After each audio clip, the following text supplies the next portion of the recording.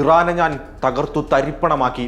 അവരുടെ വ്യോമസേനയും നാവികസേനയും ഇനി ചരിത്രം മാത്രം. വൈറ്റ് ഹൗസിൽ നിന്നും ലോകത്തോട് ഡൊണാൾഡ് ട്രംപ് വിളിച്ചു പറഞ്ഞ വാക്കുകളാണിവ. Tonight, Iran's navy is gone. Their air force is in ruins.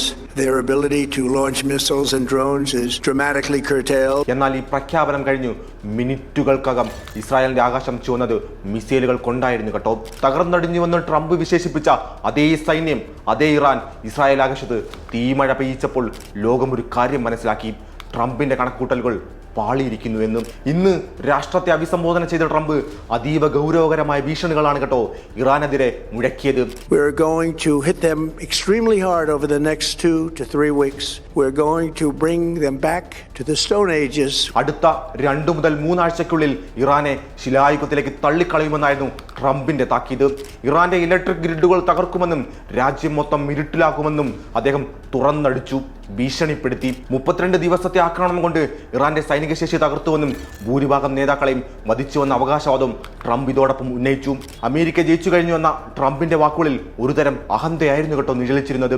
ഒബാമയുടെ ആണവ കരാർ റദ്ദാക്കിയതാണ് താൻ ചെയ്ത ഏറ്റവും വലിയ കാര്യമെന്നും ട്രംപ് ഈ പ്രസംഗത്തിൽ ഊറ്റം കൊണ്ടിരുന്നു. And then very importantly, I terminated Barack Hussein Obama's Iran nuclear deal, a disaster. എന്നാൽ ട്രംപിന്റെ 19 മിനിറ്റ് നീണ്ട പ്രസംഗം കഴിഞ്ഞ് വെറും 15 മിനിറ്റ് തികഞ്ഞില്ല.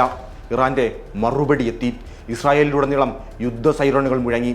തകർന്നടിഞ്ഞെന്ന് ട്രംപ് വിശേഷിപ്പിച്ച അതേ ഇറാന്റെ മിസൈലുകൾ ഇസ്രായേൽ ലക്ഷ്യമാക്കി കുതിച്ചു പാഞ്ഞു. ട്രംപിന്റെ അവകാശവാദങ്ങൾ പച്ചക്കള്ളമാണെന്ന് തെളിയിക്കുന്നതായിരുന്നു ഇറാന്റെ ഈ നീക്കം. ഇറാന്റെ മിസൈൽ വിക്ഷേപണ ശേഷി കുറഞ്ഞുവെന്ന അമേരിക്കൻ രഹസ്യാന്വേഷണ റിപ്പോർട്ടുകളെ പുച്ഛിച്ചു പരിഹസിക്കുന്ന രീതിയിലായിരുന്നു കേട്ടോ ഇസ്രായേലിൽ ഇന്നുണ്ടായ ഇറാന്റെ മിസൈൽ മഴ.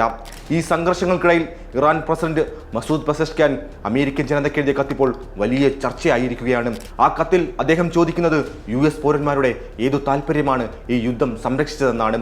അമേരിക്കയാണ് കരാറുകളിൽ നിന്നും ഏകപക്ഷീയമായി പിന്മാറിയതെന്നും നിരപരാധികളെ കൊല്ലുന്നത് കരുത്തല്ല, മറിച്ച് പ്രശ്നപരിഹാരത്തിനുള്ള കഴിവില്ലായ്മയാണെന്നും ഇറാൻ പ്രസിഡന്റ് ഈ കത്തിലൂടെ തുറന്നടിക്കുന്നുണ്ട്. ഇസ്രായേൽ തങ്ങളുടെ ആഭ്യന്തര പ്രശ്നങ്ങളിൽ നിന്നും പലസ്തീനിലെ ക്രൂരതകളിൽ നിന്നും ലോക ശ്രദ്ധ തിരിക്കാൻ ഇറാനെ കരുവാക്കുകയാണെന്ന ഗുരുതരമായ ആരോപണം അദ്ദേഹം ഈ കത്തിൽ ഉന്നയിക്കുന്നുണ്ട്.